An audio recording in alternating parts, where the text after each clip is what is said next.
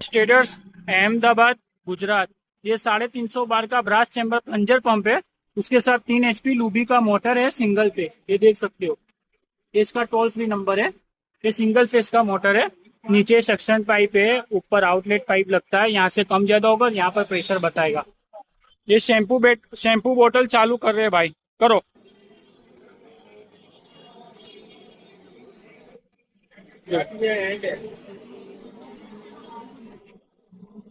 देखो शैम्पू, देखो एकदम गाढ़ा शैम्पू है। येलो वाला नोजल लगाया हुआ भाई ने, देखो प्रेशर देखो। कोई व्हाइट वाला भी नोजल लगाया हुआ है, एकदम वी शेप में आएगा पूरा। देखो प्रेशर देखो, ये आएगा 350 बार का पंप, 3 HP लूबी का मोटर सिंगल पे। आदर्श ट्रेडर्स अहमदाबाद गुजरात।